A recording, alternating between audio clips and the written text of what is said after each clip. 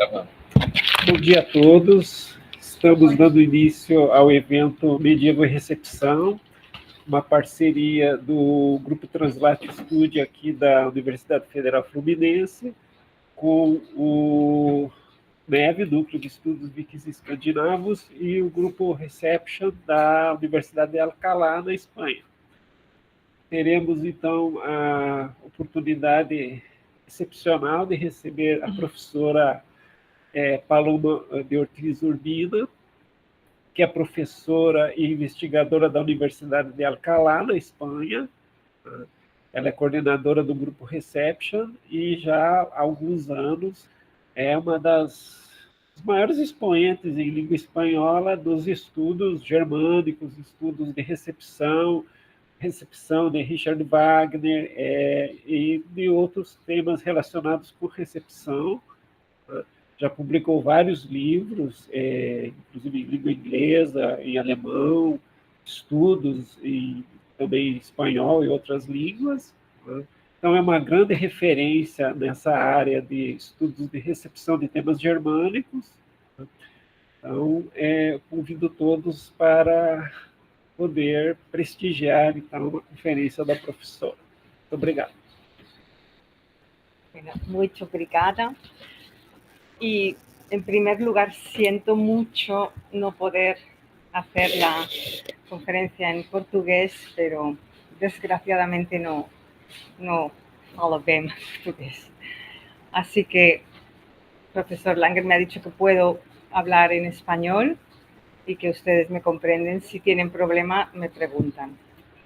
Bueno, pues voy a hablar de la recepción del Cantar de los Nibelungos en la ópera y en el cine.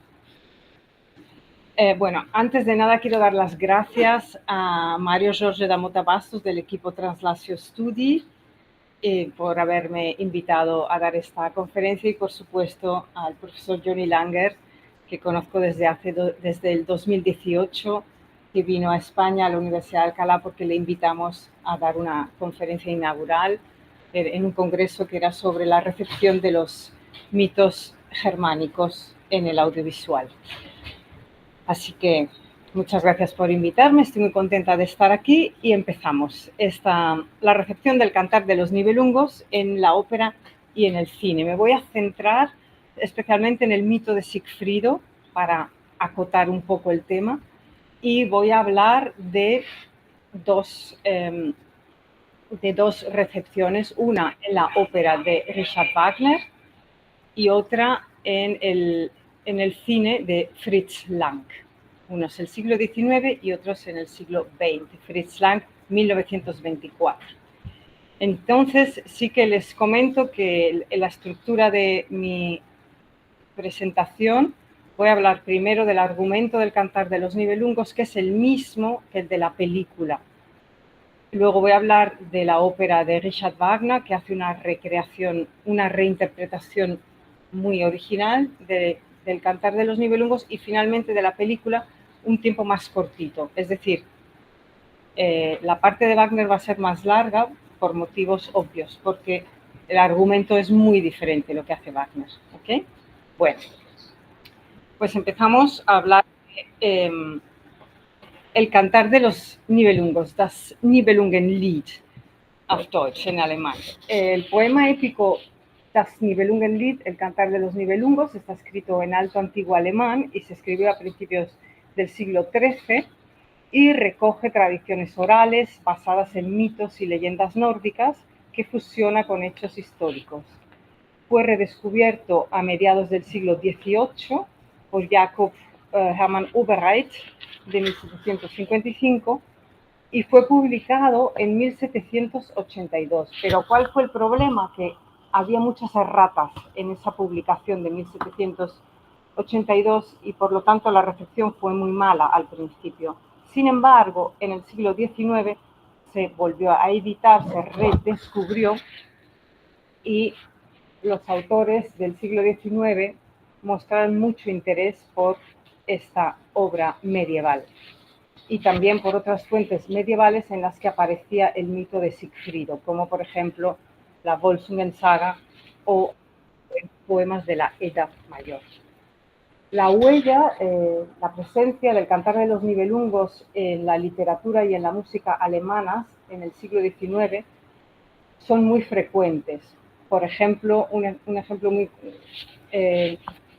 conocido es de Friedrich Hebel, Die Nibelungen, de 1861. Y por supuesto, lo más conocido de todo es la tetralogía operística de Richard Wagner, Der Ring der Nibelungen, El Anillo del Nibelungo, que como saben ustedes, luego fue también imitado por Tolkien con The Lord of the Rings, El Señor de los Anillos, etcétera, etcétera. Y digamos que la obra del Cantar de los Nibelungos se convirtió en una epopeya nacional alemana, porque se transformó la figura del protagonista, Sigfrido, que era el joven valiente, noble, optimista, cazador de dragones, en símbolo de héroe nacional. Bueno, la leyenda de Sigfrido se documenta no solamente en el Cantar de los Nibelungos, también en sagas islandesas, en el siglo X, como sabe muy bien Johnny Langer, en la isla de Man, con las tumbas de piedra vikingas, y el relato de Sigfrido, que también se llama Sigurd, y muchos más nombres, se compone de dos conjuntos narrativos. En el primero lo compone la juventud del héroe y el segundo la muerte del héroe. En el primero está la matanza de un dragón, la obtención de un tesoro y en algunas fuentes la salvación de una doncella hechizada. Y el segundo conjunto cuenta la muerte de Sigfrido, como tenemos aquí, que enlaza con la leyenda de los burgundos. En el Cantar de los Nibelungos no aparece la salvación de la princesa hechizada y voy a resumir el argumento de la obra medieval. Tenemos a Sigfrido, que es hijo de Sigmund y Sieglinde, que un día se encuentra a los hijos del rey de los Nibelungos que están extrayendo un tesoro. Y por diversos motivos él acaba matando a ellos, a estos, y se queda con el tesoro y también con un ejército de 1000 esclavos nibelungos. El tesoro está maldito.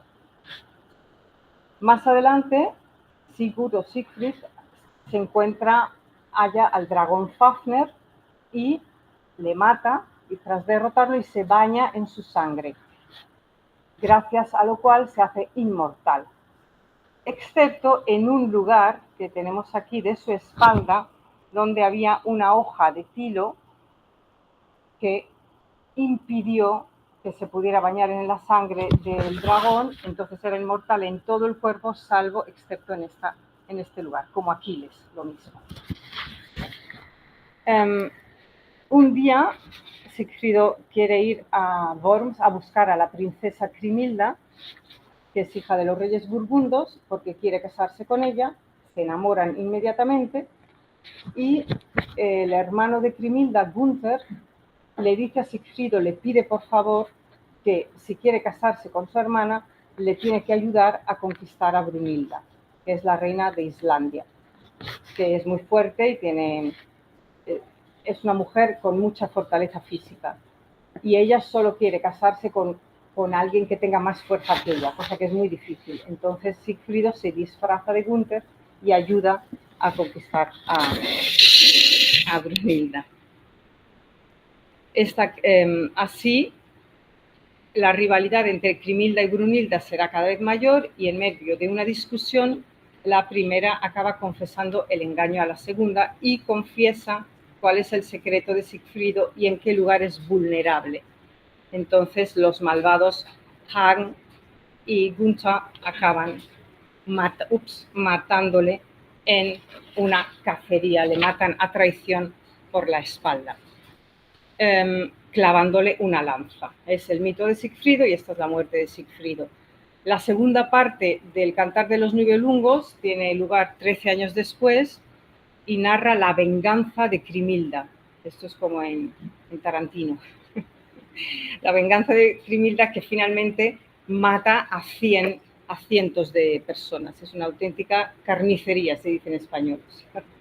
muy tipo Tarantino. El caso es que es así como acaba. Bueno, eso es un poco el argumento del Cantar de los Nibelungos.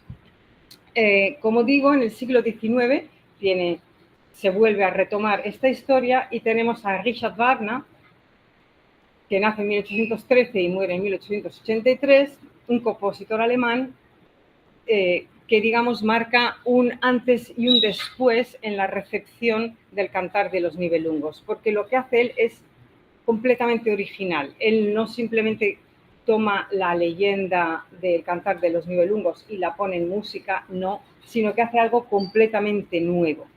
Hace muchas cosas nuevas en todos los conceptos artísticos, no solamente en la música, en la literatura, en la escenografía, en la pintura, en lo técnico, en lo tecnológico, en el teatro, en el arte, en la historia del arte. Entonces, lo que ocurre, digamos, va a influir profundamente en lo que será la fusión de la música y la imagen, que va a ser luego el cine.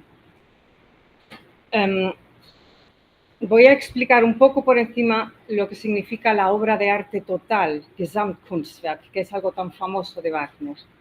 Digamos que tenemos la música, que es lo que uno asocia a lo mejor a un compositor, y luego tendríamos lo que es la fusión de la música y la palabra.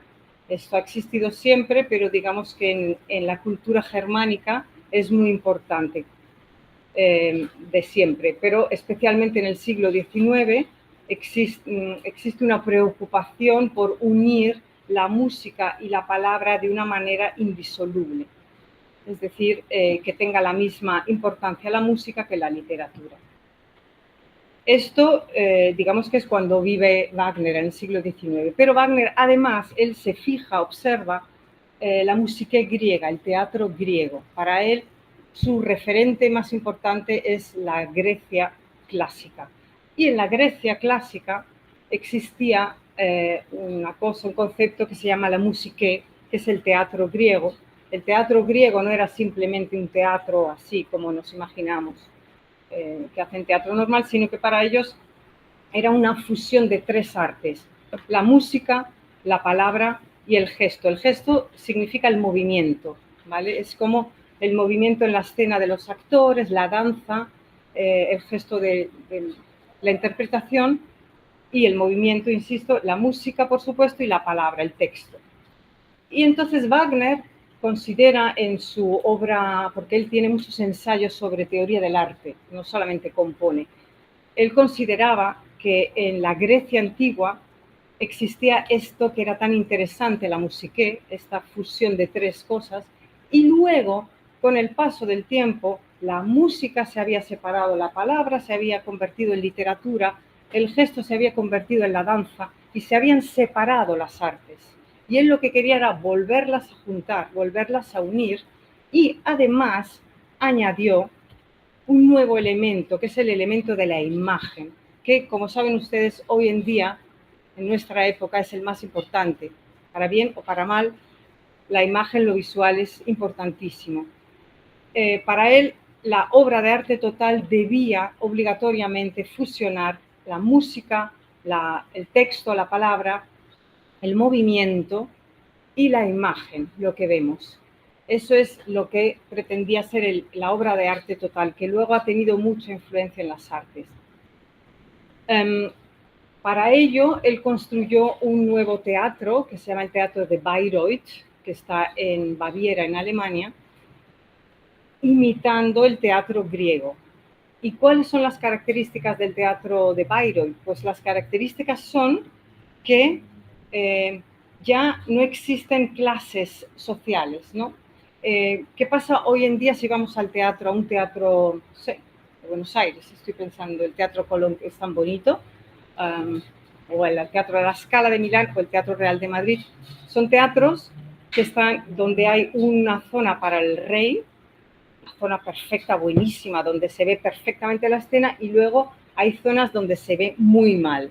Y claro, unas son baratas y otras son caras. Es decir, hay muchas diferencias sociales. Desde allí se ve mal, desde allí se ve fatal, pero desde el palco real se ve perfecto, ¿no? Y él quería eliminar esas barreras, quería que fuera arte para todo el mundo como los griegos, como en la Grecia clásica. No sé si ustedes ven un teatro griego, se lo imaginan.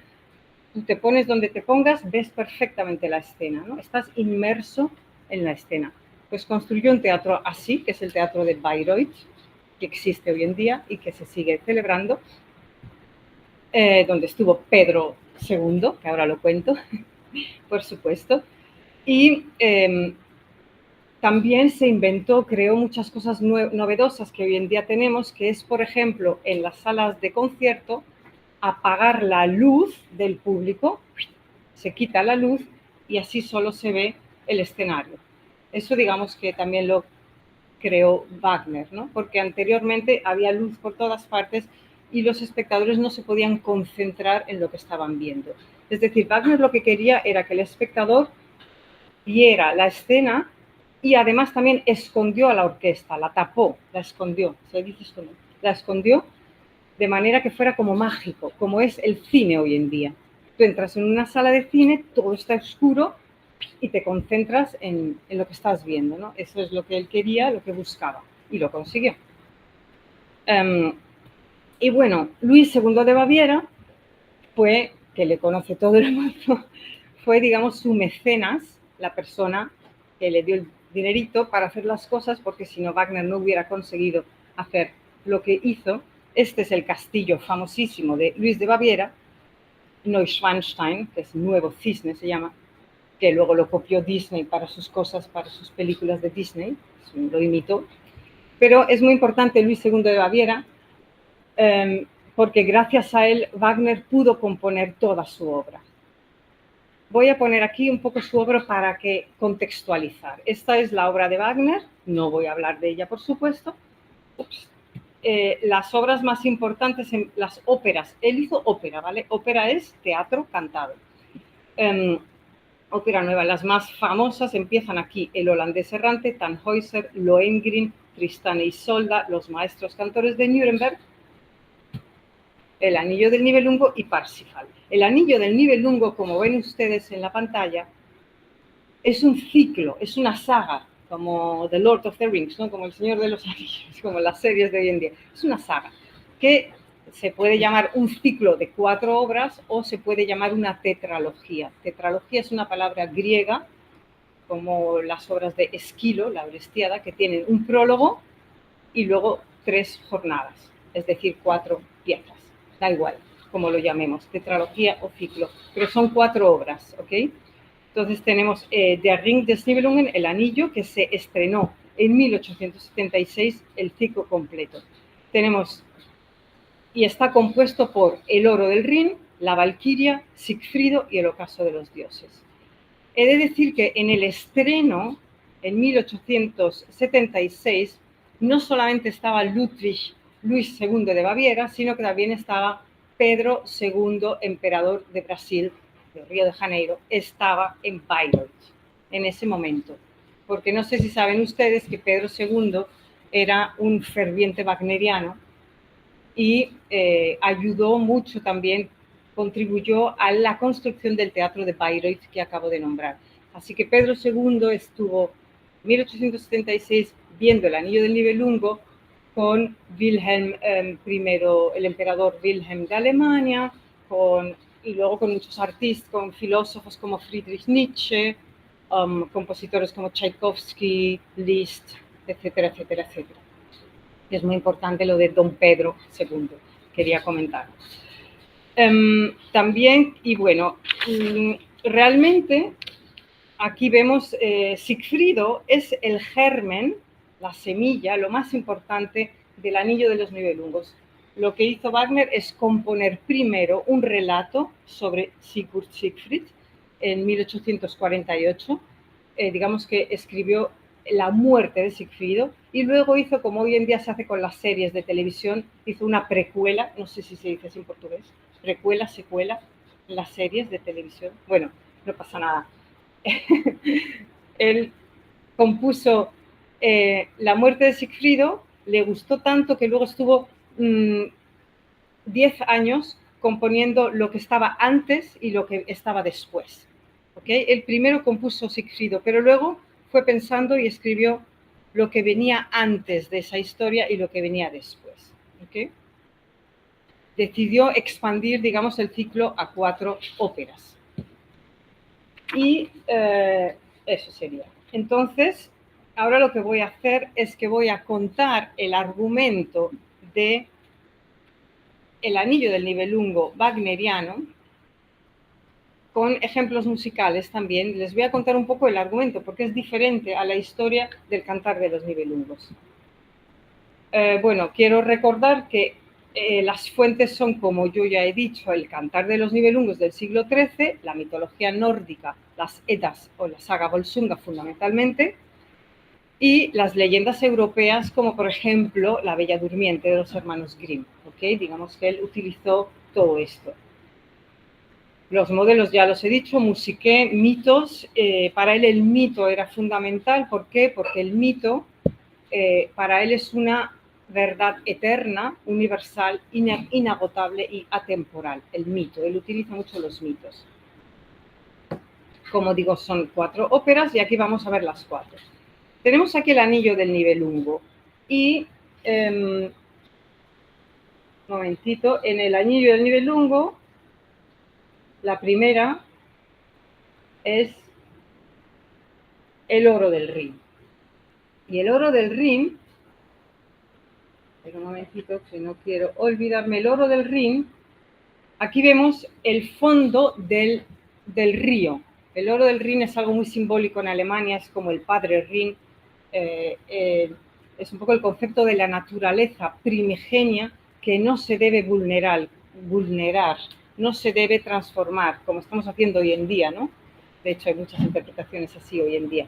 Es decir, la naturaleza hay que dejarla tranquila, no hay que tocarla, hay que dejarla a su curso y hay que ser respetuosos con la naturaleza, digamos, ¿no? Entonces, el Anillo del Nibelungo comienza con las profundidades, no del mar, porque en Alemania no hay mar más que en el norte, sería aquí, sino que hay un río gigantesco que es el Rin, que para ellos simboliza un poco eso, el agua. El agua es el comienzo de la vida, ¿no? Entonces, todo comienza en el agua, con el comienzo de cuando la naturaleza está en paz y armónica. Entonces aquí lo que vemos son las hijas del Rin, que son 3, que están custodiando, protegiendo el oro del Rin. En el Rin está escondido el oro, que es un tesoro, que está perfectamente ahí, nadie lo tiene que tocar. Ahí está muy bien, ahí es donde tiene que estar. ¿Cuál es el problema? El problema va a ser cuando alguien, que va a ser Alberico, lo va a robar y ahí va a comenzar toda la desgracia. Es como la naturaleza hoy en día, cuando empezamos a destrozar la naturaleza, todo va a acabar en el Ragnarok, en el ocaso de los dioses, va a acabar destrozando el mundo, ¿no? Entonces, ellos al principio están custodiando el oro y aquí vemos a Alberico, que lo que quiere es, bueno, quiere tener sexo con ellas, digamos, ¿no? Por decirlo de alguna manera, y está intentando a ver si consigue algo, pero ellas no quieren saber nada de él y están así jugando. Y él no sabe que ellas están custodiando el oro, pero de pronto aparece un poco de luz y hay un destello del oro y él ve el oro y se da cuenta que hay algo que brilla mucho. Entonces ellas le cuentan, bueno, tú vete de aquí porque aquí estamos custodiando el oro y total, a ti no te interesa. Y además ellas están seguras de que él no lo va a robar. ¿Por qué? Porque para robar el oro, para robar el tesoro, el oro, hay que renunciar a algo a lo que nadie renuncia, que es renunciar al amor. Renunciar se dice así en portugués, renunciar, sí. Hay que renunciar al amor en todas sus concepciones, al amor carnal y espiritual, todo el amor. Y claro, es muy difícil renunciar al amor. Ellas piensan que ningún ser humano va a querer renunciar al amor y entonces dicen, da igual, tú no vas a poder cogerlo porque hay que renunciar al amor, tú no vas a poder robar el anillo. Entonces él se enfada, dice, ¿qué? Pues sí, yo renuncio al amor y roba el oro y se va. Y ahí comienza la desgracia. Y entonces, la siguiente escena, aparece Wotan, que es Odín, digamos, el dios más importante de la mitología nórdica. Aparece Odín, que él lo llama Wotan. Wotan aparece mirando el Valhalla, que es el castillo que ha construido, Él ha construido un castillo en el cielo, Valhalla. Esto ya es otra escena, ¿vale? La siguiente escena. Él está mirando con su esposa el castillo del Valhalla y dice, ay, qué bonito es mi castillo, qué poderoso soy maravilloso, esto es maravilloso. Pero su esposa le dice, sí, sí, eres maravilloso, pero ese castillo que tienes ahí lo has conseguido de manera corrupta, lo has conseguido engañando a los gigantes, que son de la mitología nórdica, y les has prometido a Freya. Freya es la diosa del amor, y él ha dicho, sí, sí, tú me construyes el castillo y yo te regalo a Freya. Y él dice, sí, sí, pero da igual, yo tengo el castillo, yo no les voy a dar a Freya. Es decir, es un político corrupto, ¿no? Podríamos decir. Él hace con el dinero lo que quiere y luego ni siquiera paga a las personas que le han ayudado, ¿no? Pues es un dios como Zeus muy imperfecto, ¿no? Entonces, de pronto se entera de lo que ha ocurrido, que se ha robado el oro. Entonces se le ocurre la idea, llama a Loki, que Loki es el dios astuto de la mitología nórdica, es muy interesante, ¿no? Porque siempre sabe qué hacer, y le dice, Loki, ¿qué hacemos? ¿Qué hago? Y dice, ven, vámonos al Nibelheim, vamos a buscar a los Alberico, que es un Nibelungo que está en el Nibelheim, que ya tiene esclavizados a 1000 esclavos, y vamos a conseguir que nos devuelva el oro, que ya lo ha convertido en un anillo, ¿vale? El oro lo ha convertido en un anillo. Entonces bajan al Nibelheim, le engañan y consiguen el oro. Y entonces van a los gigantes, le dan el oro y le dicen, vale, danos a Freya y te damos el oro. Y así acaba el oro del Rin. Voy a ponerles el ejemplo de la naturaleza, que digo, cómo se escucha, cómo empieza esa ópera.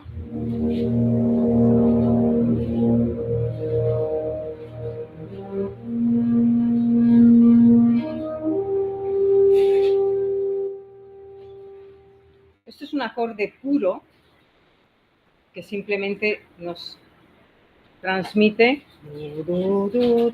Luego este se va haciendo más rápido y ya son las ondas del Madur, pero es un poco lo que es la naturaleza. ¿De acuerdo? Y cuando, que es importante, cuando aparece aquí que vemos a Alberico que quiere robar el oro, antes de que lo robe, las hijas del Rin están cantando muy contentas y muy alegres, el oro del Rin, Rheingold, das Rheingold, y lo cantan así. No, este no es. Un momento.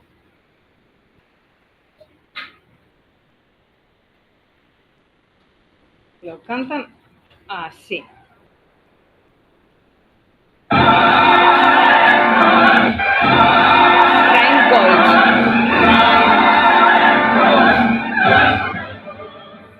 Lo digo porque luego va a volver a aparecer. Rheingold, con mucha alegría. Sin embargo, cuando termina esta ópera, El oro del Rin, lo cantan en una tonalidad menor, como un lamento, que es así. ¿Ven la diferencia, no? De la alegría del Rheingold, cambia en tono menor y se convierte en un lamento. Bueno, ahora pasamos a la siguiente ópera, que es La Valquiria. En La Valquiria, ¿qué es lo que ocurre en La Valquiria? Aquí vemos una escena que nos puede sonar, nos puede decir, esto lo conozco. ¿Cómo empieza la ópera? Digamos que es la segunda jornada, la segunda parte. La segunda parte, ¿cómo empieza? Empieza con alguien que está corriendo, perseguido, llega muy, muy cansado, que es Sigmund. Es la interpretación de Wagner. Sigmund es un personaje que llega corriendo porque le están persiguiendo y llega con una herida y llega de pronto a una cabaña en la que encuentra a Sieglinde, a una mujer que le da en un cuerno hidromiel para beber y le ayuda. En ese momento aparece su marido, su esposo, que es Hunding, que es malo, malísimo, malvadísimo, y que ve a Sigmund y dice, este es mi enemigo, hoy te doy hospitalidad, hoy te dejo dormir aquí, pero mañana vamos a batirnos en duelo. Entonces, bueno, Sieglinde, que ya intuye algo especial entre Sigmund y entre ellos, le da una bebida al marido para que se duerma profundamente y va a hablar con Sigmund. Ellos se enamoran, se reconocen, así es como se dice, ¿no? No es que se conozcan, es que se reconocen. No saben por qué, hay algo, es como cuando uno se enamora, que parece que ve a alguien y conoce algo de antes, ¿no? Se reconocen. Y la realidad, además, es que ellos fueron dos hermanos, no lo saben ellos, que les separaron al nacer. Y vivieron muchos infortunios y muchas desgracias, y los dos fueron perseguidos.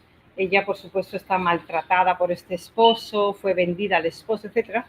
Y Sigmund fue perseguido, porque estos son hijos de Wotan con un humano. Bueno, el caso es que se reconocen y se enamoran. Ellos no saben que son hermanos.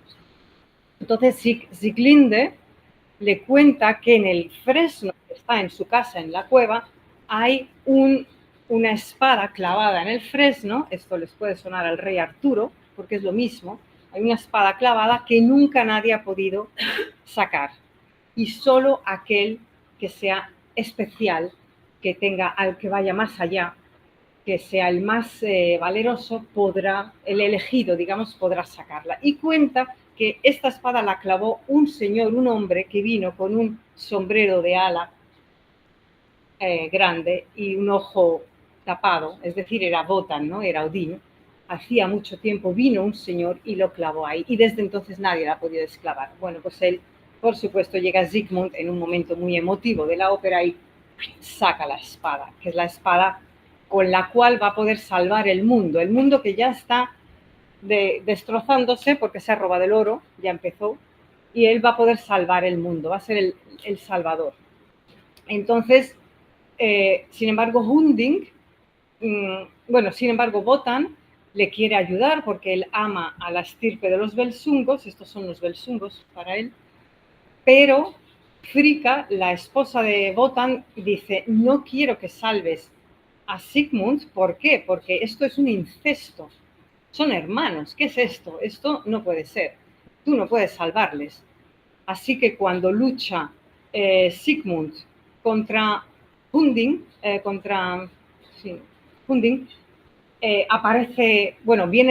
viene Brunilda a intentar salvarles, pero aparece Wotan, corta su lanza en dos, la rompe en pedazos y entonces muere.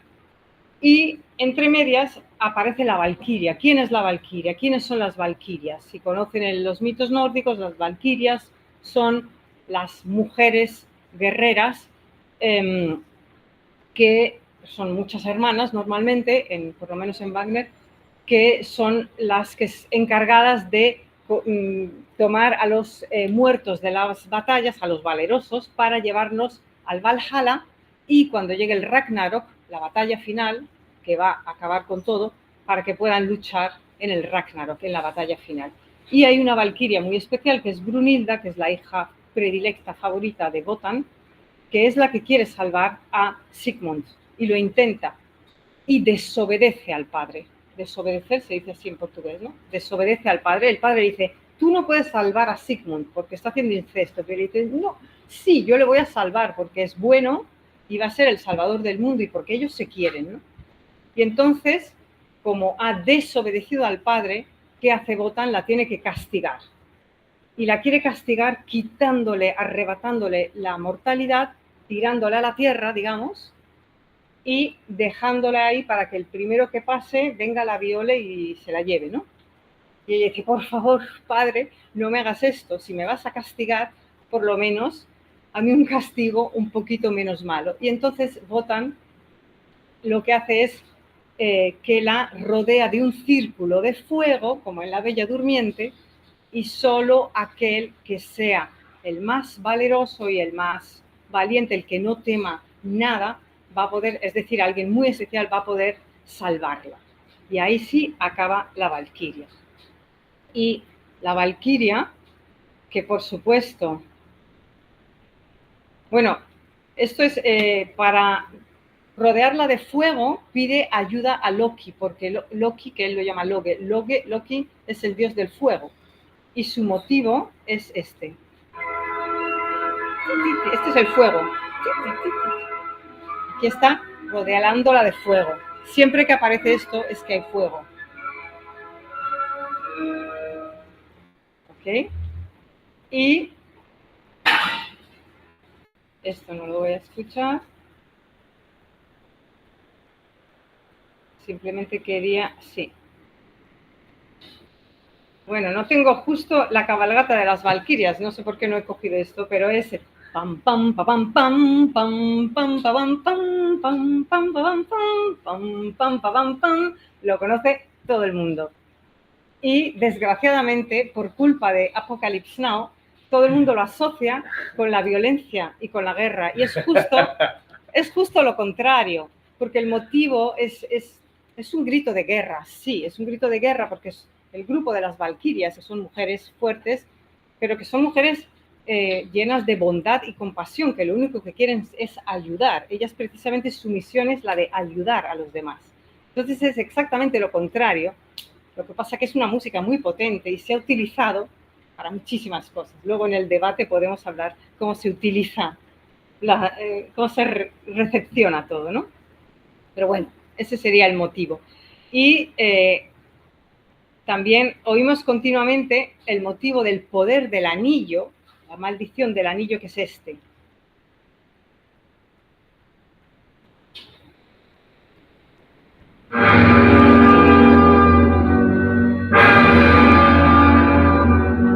¿Os suena lo del Rheingold? Rheingold, pues esto es parecido, pero como es algo que te tira, es como en El Señor de los Anillos, que la música se imitó mucho, esto es como te tira. El poder del anillo, la maldición, ¿no?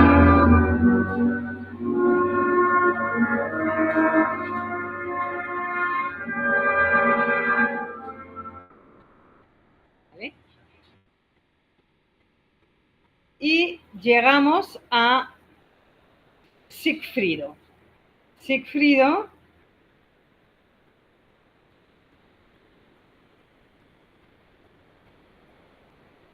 que tampoco lo voy a tener aquí, pero bueno, no pasa nada. Tenemos aquí a Sigfrido.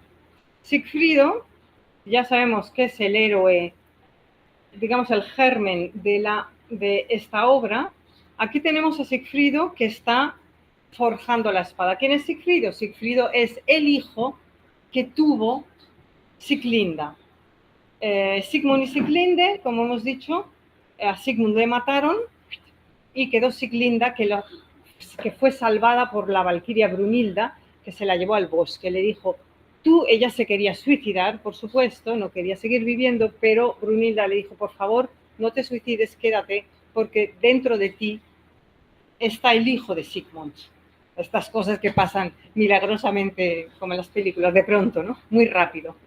Ella estaba embarazada de Sigmund. Entonces, de Sigmund y Siglinde, ella se murió en el parto, Siglinde murió en el parto y dejó en el bosque al niño. Y el niño era Sigfrido, que le crió un enano que se llamaba Mime. ¿Por qué le crió? Le crió porque él dijo, aquí él tiene una espada rota que llevaba la madre Siglinda llevaba la espada rota y Mime lo que quería era recuperar, volver a construir la espada. Entonces, por esa razón crió a Sigfrido en el bosque para que consiguiera matar al dragón, recuperar el anillo y hacerse con el poder y luego quitárselo. Entonces, bueno, aquí ya vemos en esta escena a Siegfried, que ya se ha hecho mayor, es un adolescente y ya está forjando la espada y lo que va a hacer es que va a ir al bosque y va a encontrarse con el dragón, con Fafner, le va a matar, se va a bañar en su sangre. ¿Recuerdan? Como en el Cantar de los Nibelungos, se baña en su sangre, se va a hacer inmortal, salvo en este lugar que estaba la hoja de tilo, donde es invulnerable, y bueno, va a comenzar a comprender el canto de un pájaro, y el pájaro, gracias a que se baña en la sangre, el pájaro le va a decir: tú tienes que conseguir el anillo, el casco mágico y la espada. Tienes que, bueno, el anillo, lo tienes que conseguir, el tesoro. Y le conduce hasta, gana, después de hacerse con el tesoro, también le conduce a el lugar donde está Brunilda rodeada de un fuego y la salva. ¿Okay? Esto sería Sigfrido. Y por último tenemos el ocaso de los dioses, que es como el Ragnarok, que aquí sí que el argumento se parece mucho.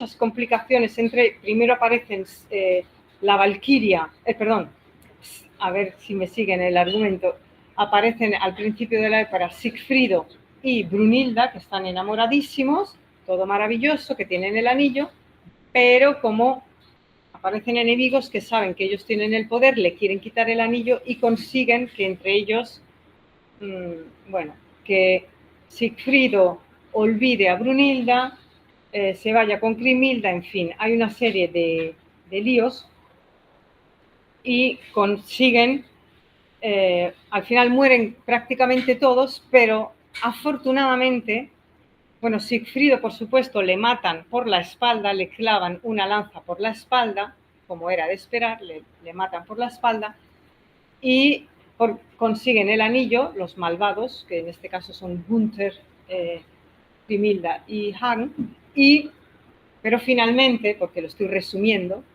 finalmente Brunilda consigue recuperar el anillo, todos mueren y Brunilda recupera el anillo y en un caballo, a modo de valquiria, se lanza al fuego final y lanza el anillo al Rin, es decir, devuelve el anillo al Rin, devuelve la armonía a la naturaleza. Hay un fuego total, el mundo se acaba, es el Ragnarok, es la batalla final, todo se viene abajo, pero queda una esperanza, y es que gracias a... Ella se suicida, por supuesto, se tira al fuego, pero gracias a su amor, el mundo se va a regenerar, ¿no? Eso sería como acaba el anillo del Nibelungo. Con esto, y esto sería el motivo del... Esto es cuando el mundo se está acabando y va hacia abajo. Esto es el motivo y lo último que escuchamos prácticamente, que es muy bonito cuando se está escuchando en la ópera, es la redención a través del amor, que es algo clásico en Wagner, lo utilizan todas sus óperas. Solo se redime y se arreglan las cosas a través del amor, en este caso de Brunilda. Ella acaba tirándose al fuego, suicidándose, devolviendo el anillo al mar o a la naturaleza y cantando. Uy.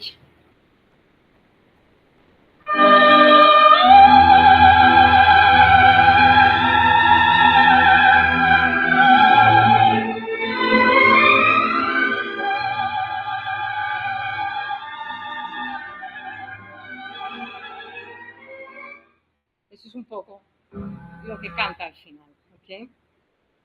Eso sería como termina. Y para finalizar con Wagner, que ya solo quería mostrarles un poco pues cómo se representan la ópera del Anillo del Nibelungo hoy en día, porque por ejemplo a mí me gusta mucho, esto es un trailer, digamos, de 3 minutos, que es un resumen de Siegfried del año 2009, la representación que hubo de, no sé si conocen, La Fura del Spaus. ¿Les suena a alguien? No. La Fura del Spaus es un grupo teatral catalán muy vanguardista, súper vanguardista, y los espectáculos suyos son increíbles, hay que estar de pie, te tiran cosas, y bueno, sí, muy divertido, pero son grandiosos. A mí me gusta mucho la ópera que montaron, la escena, porque son muy originales. Entonces aquí simplemente para que se hagan una idea de cómo fue la producción de Sigfrido, que Sigfrido digamos que estaba en el bosque, pero este es el bosque que presentan Aquí son 3 minutos, que es un resumen, como un trailer de esa ópera de Sigfrido. Esto sería, bueno, es un resumen. Esto sería como el bosque, que no sé si se ve bien.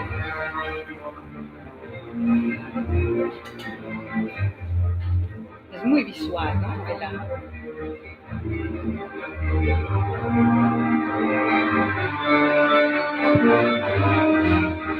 que se hagan una idea de lo que es una ópera.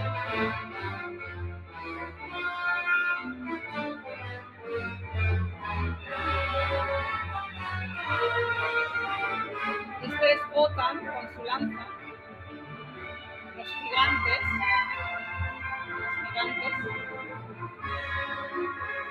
Este es Sigfrido con su espada.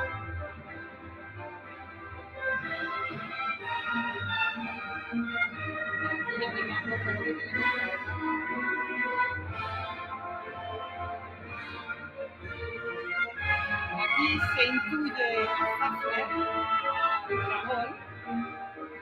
Este aquí, esto es Wotan con la lanza. Y tenemos como serpiente con el dragón. Este es el dragón Fafner, que va a matar. Sigfrido le va a matar con su espada.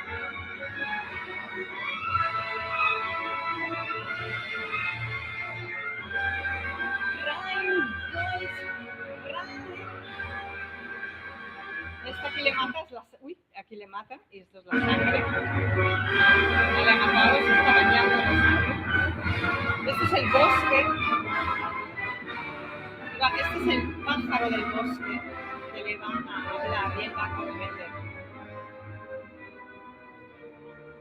Aquí sigue en el bosque.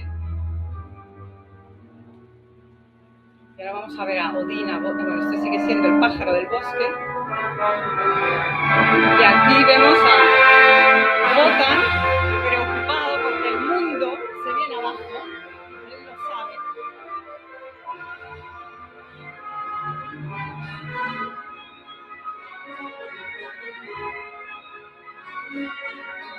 Sabe escenas del mundo, el cambio climático, por ejemplo.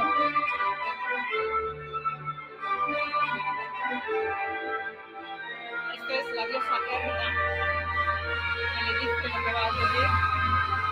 Y el ojo de Odín, el fuego.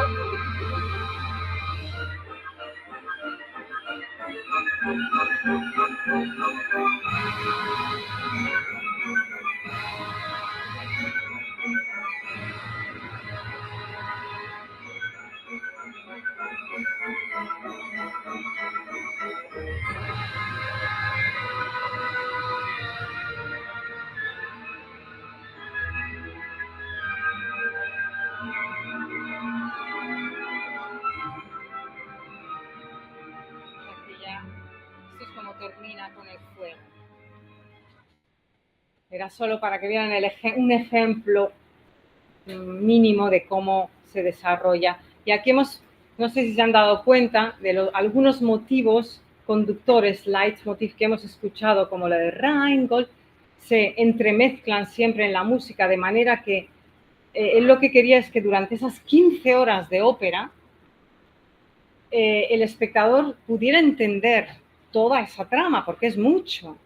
Y lo que hace es increíble, porque te llega todo por el inconsciente. Por ejemplo, lo del oro del Rin, Rheingold, tú no te das cuenta conscientemente que eso es el oro del Rin, pero sí inconscientemente, y te lo están anunciando constantemente. El oro del Rin, el poder del oro, la rabia, la ira, el motivo de Sigfrido, de manera que tú comprendes como espectador mucho mejor los motivos, lo que va a ocurrir. Es un poco el adelanto de lo que luego haría Sigmund Freud, ¿no? Con el inconsciente, porque para él eso era muy importante, las cosas que estaban por debajo y que aparecen en la mente, y eso lo muestra con la música, de una manera muy, muy compleja, que para él era muy fácil, pero luego los leitmotiv, los motivos conductores, se utilizan muchísimo hoy en día en el cine, eso lo saben ustedes, ¿no? De manera más sencilla. Y bueno, eso sería un poco lo que quería decirles sobre Wagner para que se hicieran una idea. Y ya llegamos a Fritz Lang, que ahora ya voy a ser mucho más breve, porque no voy a contar el argumento de la película, puesto que el argumento de su película es el Cantar de los Nibelungos directamente, porque es histórico. Pero Fritz Lang, bueno, él nació en 1890, pues unos cuantos años después que muriera Wagner, en 1883, él es de Viena, austríaco, y murió en 1976. He traído aquí simplemente a la pantalla las películas más importantes, solo la primera parte, las filmadas en Alemania. Que él comenzó a hacer películas, estamos hablando del primer cine sonoro. Cine mudo, no sonoro. Cuando empezó, el cine no tenía sonido y esta película no tenía sonido, tenía música en directo muy buena, imitando a la de Wagner, por cierto, que era de Gottfried Huppertz. Y él comenzó a hacer películas mudas, como era en los años 20, como se hacían, ¿no? La primera película es La muerte cansada, que no sé si conocen a Luis Buñuel, digamos que es una película que le impactó mucho a Luis Buñuel y la que le decidió a convertirse en cineasta. Luego Doctor Mabuse, luego tenemos Los Nibelungos, parte 1, que sería Sigfrido, y la parte 2, que sería La venganza de Crimilda, que es exactamente lo que he contado antes, el argumento del Cantar de los Nibelungos. Y luego tendría Metrópolis, que supongo que la conocerán algunos, ¿no? La película Metrópolis es de la, UNESCO, Espías, Mujer en la Luna, y Testamento del Doctor Mabuse. Año 33. ¿Qué pasa en el año 33? Horror. Que aparece Adolf Hitler, accede al poder en 1933 y, como saben ustedes, momento trágico europeo, todos los, en Alemania y en Austria, todos los judíos o que tenían origen judío tienen que exiliarse y huir. Y Fritz Lang se exilia en Estados Unidos y se va a Hollywood y ya ahí continuará su carrera y hará muchísimas más películas. Estas son las películas solamente las que hace en Alemania antes de marcharse, ¿de acuerdo? Fritz Lang, ¿cuándo hace sus... voy a hablar solo de Sigfrido. La película de Fritz Lang, Die Nibelungen, se estrena en 1924 y digamos que también son, bueno, la primera parte es Sigfrido, la segunda parte es La venganza de Crimilda, como dije antes, tipo Tarantino, que se carga a cientos de personas finalmente, pero solo voy a hablar de los Nibelungos, de Sigfrido. Dura también 5 horas en total, que no está mal, ¿eh? La ópera de Wagner 15 horas, hasta 5 horas, estamos hablando de productos largos. Pero cuando a mí la gente me dice, uy, es que es muy largo Wagner, digo, sí, es muy largo, pero ¿y El Señor de los Anillos qué? ¿Y las series que vemos todos hoy en día en Netflix qué? Esas son muchísimo más largas, ¿no? Pero las vemos un capítulo y otro y otro y otro.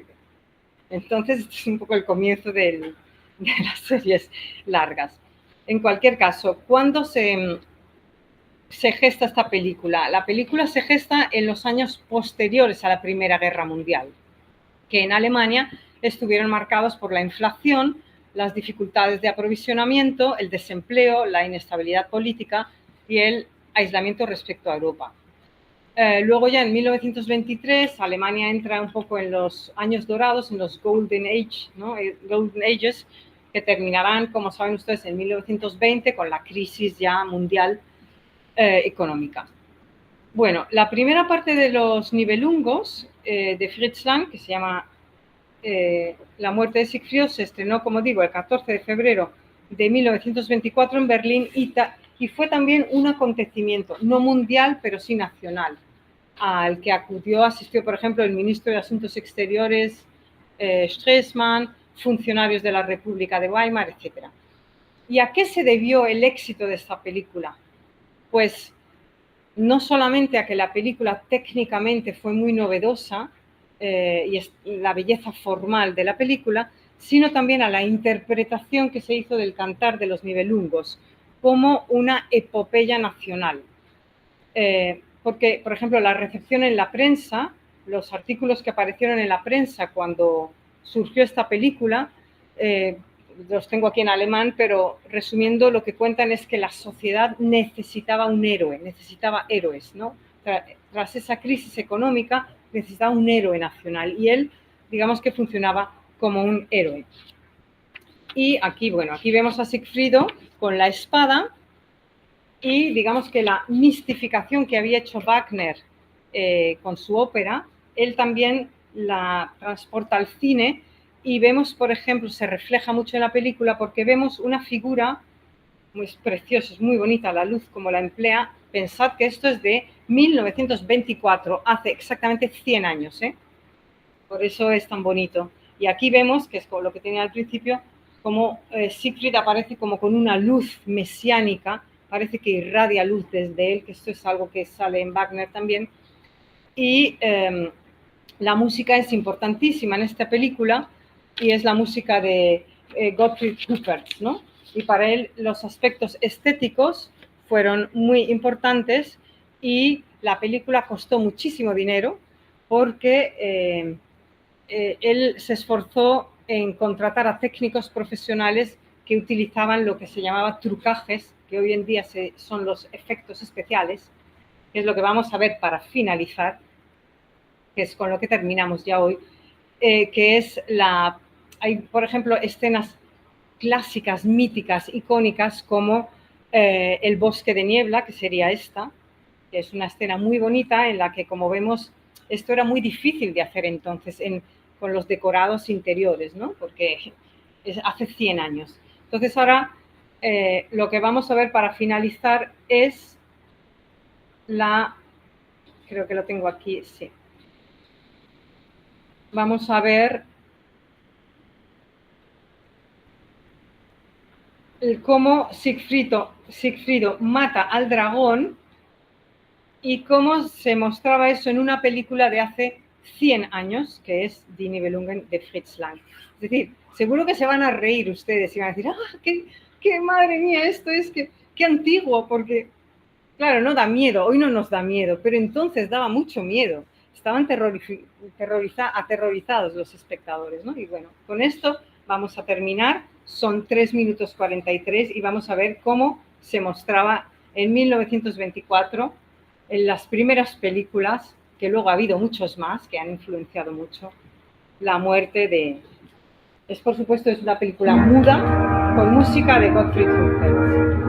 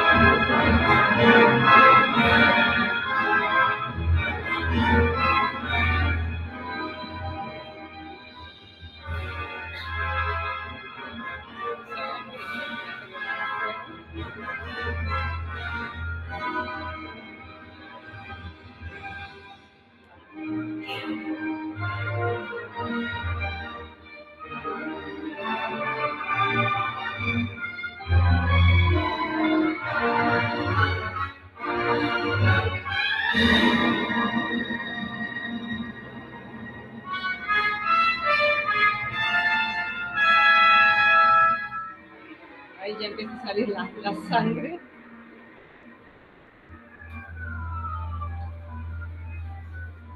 Sangre que ya se muere. Y le sale una lágrima.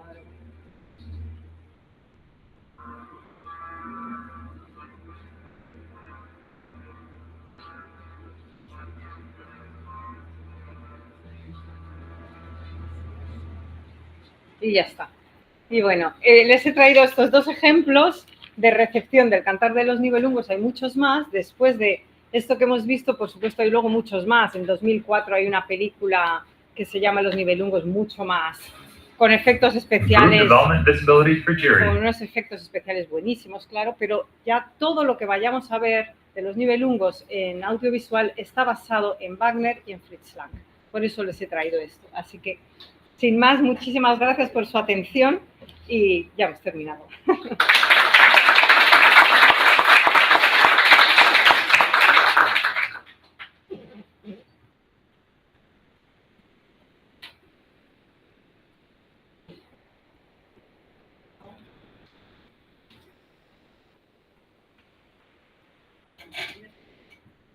Não tem como não perguntar, né?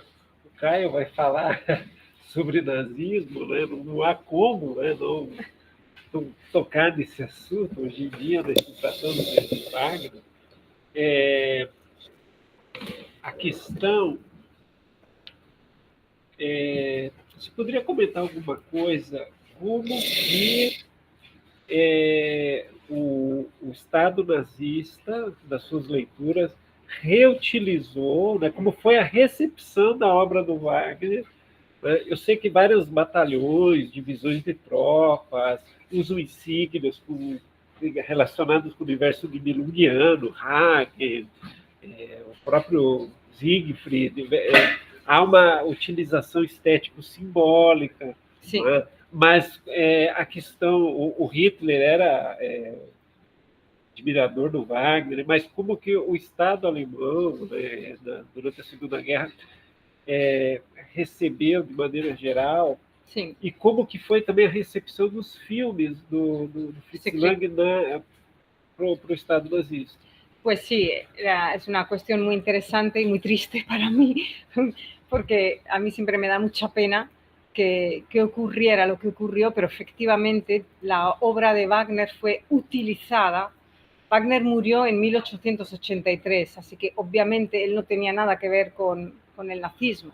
Pero ¿qué es lo que ocurrió? Primero, aquí se nos sale, primero, su obra nos está narrando una epopeya nacional que es perfecta para la propaganda nazi, para emplearla como lo grandioso alemán, basado en los mitos, basados en las leyendas, que vuelve a reapropiarse del pasado, porque eso es precisamente es volverse a apropiar del pasado que es solamente alemán, ¿no? Es un poco solo, es lo nuestro y le viene muy bien. Wagner en absoluto estaba pensando en eso, aunque es verdad que Wagner era antisemita, sí. He de decir que sí lo era, pero también he de decir que en Europa, por lo menos, la inmensa mayoría lo era en el siglo XIX, en todos los países, en Francia, en Alemania, en España, antisemitas era casi toda la intelectualidad. No significa esto que él hiciera nada en contra concreto de los judíos, pero digamos que era una tendencia bastante habitual. No lo disculpo, pero digamos que eso no era para nada lo importante en él. Digamos, era uno más como tantos intelectuales y eso no era lo que le interesaba. El problema es que luego Hitler le vino muy bien para su propio programa apropiarse de todo lo wagneriano. Y además, ¿qué es lo que ocurrió? Que Wagner tuvo un solo hijo, al que le puso de nombre Sigfrido, se llama Siegfried Wagner. Y el hijo de Wagner, que de hecho hoy en día se sabe que él era homosexual, Sigfrido, ¿no? Pero en aquella época esto no se podía hacer, no se podía decir. Él se casó, se esposó con alguien, se casó desgraciadamente con una mujer que estaba un poco loca, inglesa, que se llamaba Winifred. una mujer inglesa, que esa sí se hizo amiga de Hitler. O sea, ella sí era pro-nazi. Eso fue una mala suerte, digamos. Entonces, no fue ni siquiera Sigrid, era su mujer, que estaba muy desequilibrada, pero sí, efectivamente, ella se hizo como amiga del que entonces Hitler no se sabía lo que iba a hacer, pero bueno, da igual. Se hizo amiga de él, entonces, digamos que fueron unas constelaciones, muchas constelaciones juntas. Entonces Hitler organizó en Bayreuth cosas grandiosas, porque lo que quería era como demostrar al mundo entero que Alemania era grandiosa y se producían obras tan grandiosas como la de Wagner. Y ahí digamos, Winifred Wagner, la esposa de Sigrid, le ayudó mucho.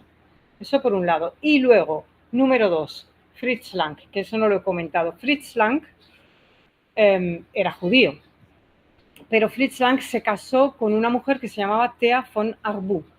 Y esta mujer fue la que escribió el guión de Die Nibelungen, el script, ¿no? Ella escribió el guión. Y ella también estaba muy desequilibrada y también era protonazi, sí. Y entonces es más que evidente en la película de Fritz Lang, que vamos, con ojos de hoy en día, dices, madre mía, ¿esto qué es? Porque salen los burgundios siempre rubios, arios, bellos, y luego todos los demás salen espantosos, horrorosos, bajitos, muy chiquititos, como con pelos, de piel muy oscura, una cosa súper racista, ¿no? Entonces, eso estaba ahí. ¿Por qué? Porque fue Thea von Arbu la que escribió el script. Fritz Lang se divorció de Thea von Arbu y exilió a Estados Unidos, ¿no? A él no le importaba, nunca le importó lo ideológico, sino lo estético, digamos que es su característica. Pero claro, en esta película, efectivamente, cuando la ves, sí, es una obra de arte, pero hay que verla, bueno, como todo, ¿no? Hay que verla entendiendo que es de esa época y con el guión de Thea von Arbu. Entonces también eso contribuyó a que el nacionalsocialismo utilizara todo esto de los Nibelungos para su propio programa como si fuera suyo. Pero realmente el cantar de los Nibelungos nada tiene que ver con el nazismo, en principio. Es una historia de la Edad Media. Wagner tampoco tenía nada que ver, pero digamos que Hitler lo recogió y lo aprovechó para sí mismo, ¿no? Por todos estos motivos. Así que esa es un poco la historia.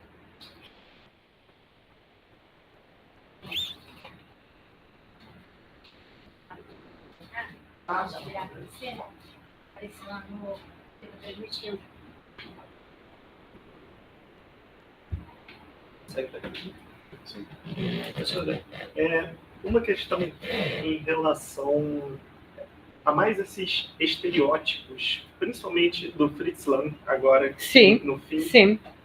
Um guerreiro com roupas de pele.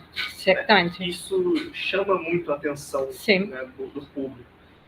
Como que as obras, essa recepção a respeito de uma cultura passada medieval, Sim. na sua visão, ela contribuiu para a elaboração, não diria talvez de uma cultura guerreira a ser enaltecida, a ser cobiçada pelo nazismo, mas posteriormente, né? Mas como que essa construção a partir dessas obras, ela talvez não tenha também impactado uma visão sobre o passado em que se constrói talvez um ideal de etnicidade associada a uma pureza e, obviamente, ligada à figura guerreira. Sim. Porque no Fritz Lang fica muito evidente essa visão de um bárbaro. Absolutamente. Mas o bárbaro ele não é rejeitado, né? Ele não é confrontado, mas ele é enaltecido por essa época que é totalmente distinta de uma época anterior medieval, né? Como, na sua visão, essa recepção talvez tenha dado um suporte para essa visão étnica que, posteriormente, como você já mesmo disse, né, tem uma utilização do nazismo de uma forma que, na perspectiva do Wagner, não tinha inicialmente essa presença. Exatamente. Tú lo has explicado perfectamente. Es justo esa etnicidad, eso es lo que ocurre exactamente. Y ¿qué es lo que iba a decir? De Fritz Lang, de los bárbaros, que se me ha ido el hilo, pero que eso es exactamente lo que ocurre. Ay, que se me va la idea que te iba a decir. ¿Y qué es lo que se emplea? Vuelve a repetirme la pregunta, a ver si se me vuelve a ocurrir. Porque... como que todas essas obras, desde o Wagner até o Fritz Lang, elas não, talvez tenham construído uma perspectiva étnica que se associa à figura do guerreiro, que sería ese guerrero medieval. Sí, lo que quería decir exacto es que se asocian al guerrero medieval exactamente, que es una asociación nueva, un constructo nuevo, y que precisamente hay un teórico del cine que se llama Siegfried Kracauer, no sé si le conocerán. Siegfried Kracauer tiene un libro maravilloso, un libro de teoría del cine muy importante que se llama de Caligari a Hitler. Caligari a Hitler significa del Dr. Caligari, la primera película del expresionismo alemán, hasta llegar a Hitler. Y en ese libro narra exactamente esto que me estás preguntando, que es un poco lo que ocurrió en la sociedad alemana. Es muy interesante porque es un análisis que fue muy nuevo de cómo la psicologización en el cine de todo lo que estaba latente en la sociedad en aquel momento y cómo se van creando esos prototipos y esas etnicidades nuevas, ¿no? Y eso se ve en muchísimas películas. Y en Los Nibelungos está clarísimo, ¿no? Por justamente lo que hemos dicho. Es decir, es como... Y luego en otras películas, a lo mejor no está hecho con esa intención, pero también subyace a lo que estamos viendo. Es decir, muestra las preocupaciones que había en ese momento en la sociedad alemana, ¿no? Eso estaba ahí. Y por eso surge en el cine y se ve. Y claro que tuvo que ver, porque además eso es lo que tenemos hoy en día, lo visual. A mí me parece que es demasiado impactante desde mi punto de vista, porque es que te dice lo que hay que hacer, ¿no? La música es mucho más personal porque o la lectura, tú lees un libro y tú te imaginas los personajes, pero tú estás viendo una película y es que ya estás pensando, te estás visualizando, estás oleando, viendo, estás ya siendo manipulado mucho más fácilmente. La imagen manipula mucho mejor a las personas que cualquier otra cosa, ¿no? Y claro que esto contribuyó a manipular también un poco a la sociedad. Eso es lo que estudia Siegfried Kracauer, ¿no? A través del cine. Y en esta película, sin lugar a dudas. Es decir, antes no se tenía esa idea, a lo mejor, de la Edad Media tan estereotipada, y a partir de esta película esto contribuyó para mal en ese sentido ideológico a que eso ocurriera. Sí, es así. De hecho, esa es la razón también por la que esta película ha estado muchísimos años sin verse. Yo misma no la quería ver. Yo he sido educada en el sistema alemán, por lo tanto, para mí todo el tema del nazismo es como si me sintiera culpable, ¿no? Pues como todos los de mi generación, es como no te querían ni contar en la escuela todo el tema del nazismo, porque no lo puedes ni escuchar, ¿no? Es como si tú te sintieras culpable. Es un absurdo, pero es así. Entonces hay ciertas cosas que no querías ni ver. Por ejemplo, el discurso, las representaciones del nazismo en Alemania, hasta hace muy pocos años no había películas. Una de las primeras fue El hundimiento, me parece, y es de hace 10 años, recién, ¿no? Porque no se podía ni hablar del tema. Es un tema demasiado espantoso, horrible, ¿no? Y esta es una de las películas que tampoco se veían. Ahora ya empiezan a verse también con otros ojos, a colocarse en su lugar, se puede hablar de ello y también se puede apreciar la belleza formal de la película, que es enorme, ¿no? Porque formalmente la película es bellísima, pero sí, por supuesto, todo esto está implícito. Así que... Eu complementando, né, essa questão, eu acho que o Estado totalitário do século XX ele vai dar mais ordem, vai dar mais clareza e mais objetividade em torno de elementos que já estavam no século XIX, em termos de reapropriação do ideal do guerreiro medieval. Sim. Só que ele começa a se fundindo com vários outros elementos. Gobineau, em 1855, já tinha a teoria dos arianos. Claro, né? claro. artistas, ideólogos, por exemplo, suecos de 1870, né, o Martin Esquilvinha já pintou Thor dentro do ideal do Deus Thor loiro, ariano, triunfante sobre as raças escuras na Europa. Então, quer dizer, tudo isso já estava caminhando no século XIX, mas de maneira pontual. Alemães, artistas escandinavos, né, estavam confluindo, mas com a existência do Estado totalitário que tudo isso fica mais orgânico. Né? Você vai falar da questão da Noruega, né? Então, a ressignificação vikings dos nazistas na Noruega. O que isso mostra? É essa organicidade que o Estado totalitário dá para todas essas ideias que estavam muito fragmentadas, não havia ainda uma organização disso, desses vários elementos. Eu acho que o Estado nazista ele consegue isso, dentro da sua ideologia, né?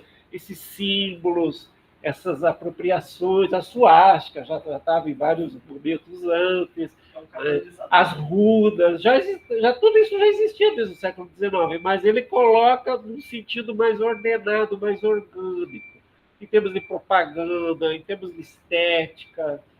Então, ele consegue estruturar isso de maneira muito mais coerente, também dentro dos seus propósitos políticos, ideológicos. Mas isso tudo já está no século XIX. Só que de maneira fragmentada em vários países, em vários momentos. Claro. O nazismo isso é muito mais objetivo e organizado. Exactamente, todo se estaba cociendo, ¿no? Se diría en español, estaba latente, pero separado. Y él lo que hace es unificarlo también, sí, sí.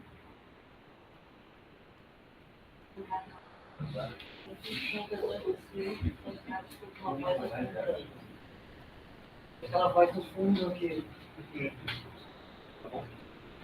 Esse menino, professora, veio do Mato Grosso só para assistir a senhora. Sim. São 30 horas de viagem. Bom dia, professora. Eu queria tirar uma dúvida pontual sobre o que você falou.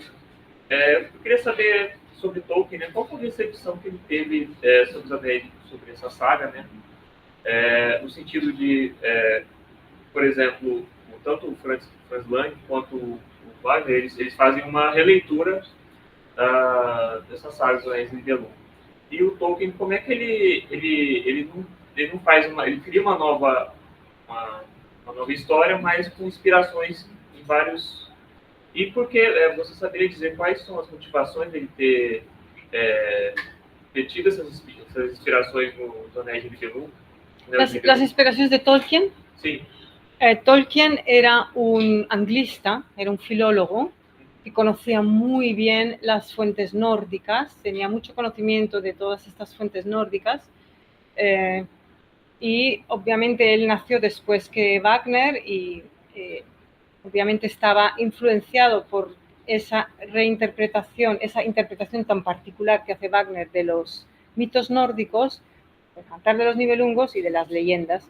Y él le interesa muchísimo y hace otra, pero muy parecida y muy igual de potente, porque es muy potente el tema del poder del amor, ¿no? O sea, el amor confrontado a lo material, ¿no? Es el materialismo, porque es lo mismo, el Señor de los Anillos es el anillo de poder, es que es igual, a mí me encanta el Señor de los Anillos, me gusta muchísimo también, y es un libro fantástico y la película también me parece muy buena y por eso tiene tanto éxito, porque está hablando de algo que todos conocemos. Ya Wagner habla de algo que todos conocemos, que es la avaricia, el poder, que todo lo corrompe.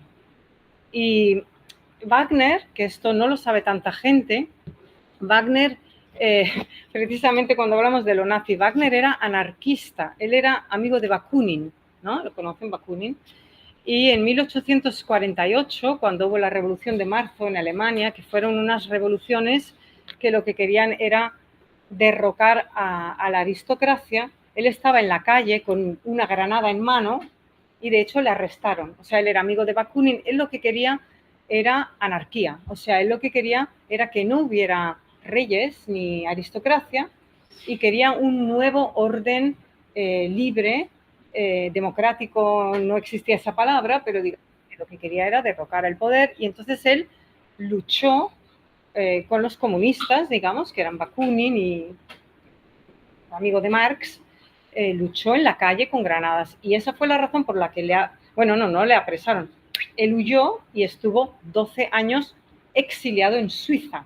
Ahí es donde creó el Anillo de los Nibelungos y ahí es donde creó Sigfrido. Para él Sigfrido era un poco el héroe nacional que iba a derrocar a la aristocracia.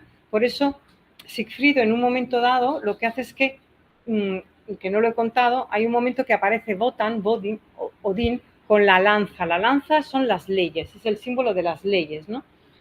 De las leyes, además, en España hacemos así, corruptas, ¿no? De las leyes de los poderosos, como su Wotan, ¿no? Entonces él tiene la lanza y él hace lo que él quiere, él tiene sus leyes, y entonces viene Sigfrido, que es como el nuevo héroe, y con su espada Nothung, que significa necesidad, rompe la lanza. O sea, realmente Wagner lo que quiere es precisamente el nuevo hombre que va a romper las ataduras de la aristocracia. Por eso es tan irónico que luego lo que ocurre es lo contrario, ¿no? Y entonces lo que hace Tolkien es algo, digamos, más fantasioso. Él le añade fantasía, que está muy bien porque es ya un producto fantástico, es diferente, pero siempre está en el centro el poder que corrompe y que te da la maldición. Si tú tienes poder, eso te va a maldecir, va a ir contra ti. Es que es así, es así. Y el poder y los millones de dinero son muy contrarios al amor. Es así, en conceptos generales. Es que es así. Y, por ejemplo, Wagner, el primer boceto que hizo de Siegfried, antes de Siegfried hizo, él era ateo, no era creyente, no era religioso, pero hizo un boceto de una obra que se llama Jesús de Nazaret, porque lo que quería era demostrar que Jesús de Nazaret es otro personaje de la historia que lo que consiguió es a través del amor luchar contra el poder y crear cosas nuevas, ¿no? Y tiene también una mini ópera que se llama Jesús de Nazaret. De ahí nació Siegfried. Y sobre Siegfried se creó todo esto. Entonces, digamos que la interpretación de la ópera de Wagner es un poco diferente que la de Tolkien porque es como más filosófica, más simbólica. Y la de Tolkien es más fantástica, va por otro lado. Pero siempre está el poder del anillo que da la maldición. Eso está siempre hasta el final. Es decir, si tú tienes el poder, mal. Eso seria um pouco. Tem uma pergunta da plateia online. Professora, a senhora conhece a adaptação de O Anel dos Nibelungos em quadrinhos, de Greg Russell?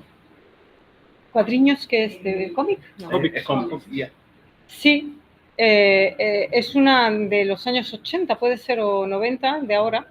Greg Russell, sí, es una interpretación buenísima de cómic. Sí, eso es muy interesante porque eso es la recepción actual en el audiovisual y en el cómic. Hay muchas, efectivamente, esa que ha nombrado la persona que nos pregunta es muy interesante y muy buena. Sí, ha tenido mucho éxito en el cómic. Sí. Yo no soy experta en cómic, pero hay muchas personas que se dedican a analizarlo en el caso de Wagner, porque hoy en día hay muchísimo y luego también, bueno, el universo Marvel se nutre absolutamente de toda esta obra de arte total que hace Wagner y también cómo él presenta en el escenario. Antes me ha preguntado alguien, no sé si ha sido Cayo, cómo se representa en Fritz Lang a Sigfrido, que ha salido así como lo vemos aquí, ¿no? Pues es que esto es muy parecido a los figurines, ¿figurines se dicen en portugués? Los figurines de la ópera de 1876 de Bayreuth, del Anillo de Nibelung, donde estaba Pedro II, allí, bien, oleando. Es muy parecido. Por eso, digamos que eso ya, esa visualidad del vestuario y también el tema de las valquirias con esas alas así, ¿no? Eso empezó con Wagner, digamos, esa manera de vestir a las valquirias, que luego, pues hoy en día se utiliza, bueno, hoy en día ya es muy diferente, las valquirias están hipersexualizadas así, En fin, hay de todo ya, ¿no? Hay muchas. Pero bueno, yo en una ponencia incluso hablé ¿cómo se llama? De la Goethe, ¿no?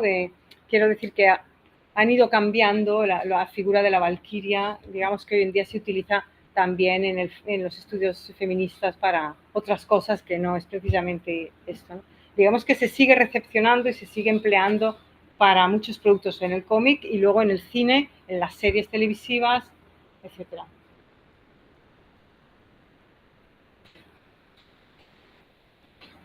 Primeiro, te agradecer pela sua apresentação.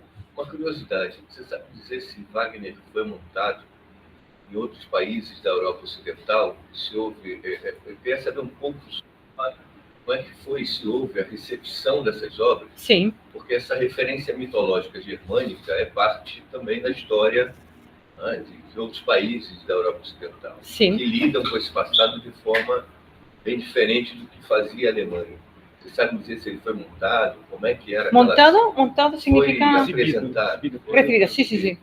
Sí, es muy interesante la recepción en Europa de Wagner porque, mira, por ejemplo, en 1861 se presentó, se estrenó la ópera Tannhäuser, que es anterior al Niño de los Nibelungos, de las primeras, Tannhäuser, en París, 1861. Y en el público, bueno, le tiraban tomates, no les gustó nada, porque era muy moderno, él hacía cosas muy diferentes, pero en el público había un personaje muy importante que se llama Charles Baudelaire. Charles Baudelaire. Y a Charles Baudelaire le fascinó toda esa historia. Tannhäuser no tiene nada que ver con los Nibelungos, pero también utiliza leyendas germánicas, si queremos, leyendas europeas. Realmente Tannhäuser es un personaje que está entre el amor cortés y el amor espiritual y el amor carnal, ¿no? Que se debate entre los dos mundos, ¿no? Y eso era un escándalo hablar de eso en aquella época, de esa manera que hizo él.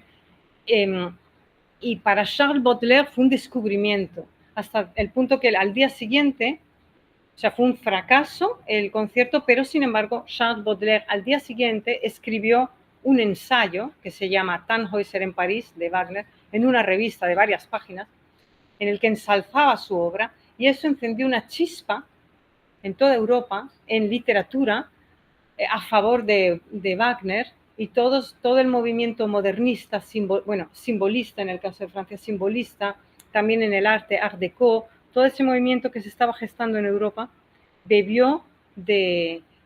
estaban fascinados por la obra de Wagner, porque la obra de Wagner es que tiene mucho más que el anillo del Nibelungo, es la utilización de los mitos, la redención a través del amor, emplear cosas de las que nunca se ha hablado.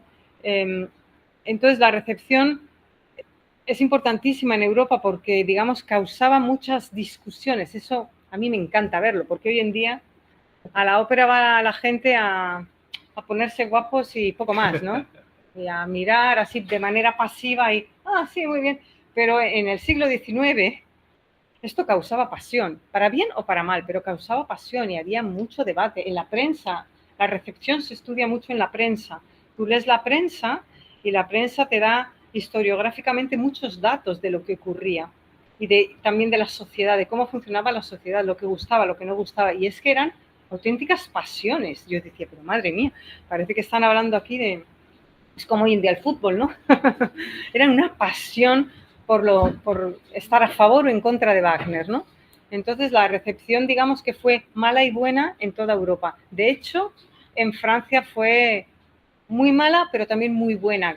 A través de Francia se expandió, digamos, el movimiento wagnerista, que es como las personas que eran como fan de Wagner, ¿no?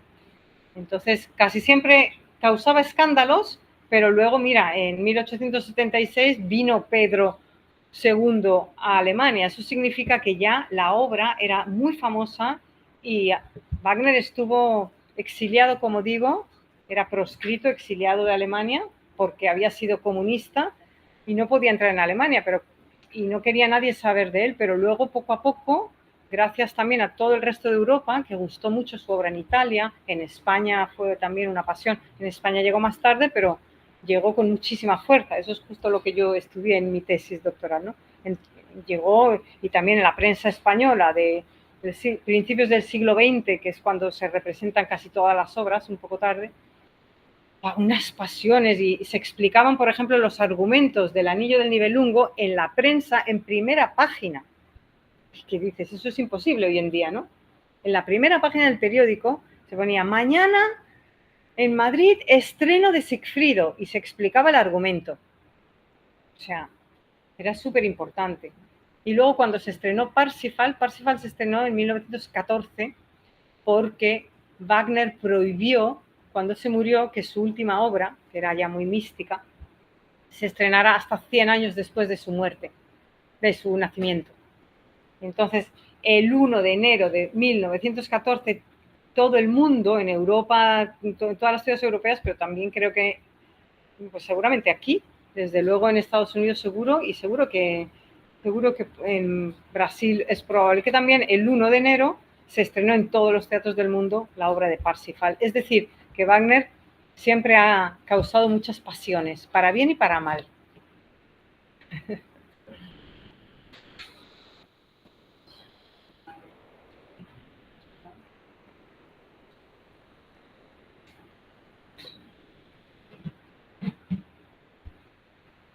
Bom, encerramos então a conferência da professora Paloma.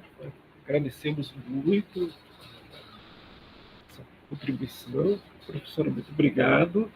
E à tarde teremos então a mesa redonda, continuidade do evento Medieval Recepção. Guardamos todos, então. Muito obrigado.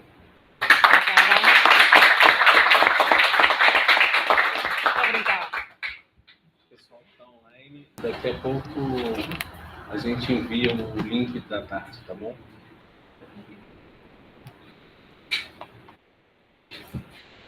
Voilà.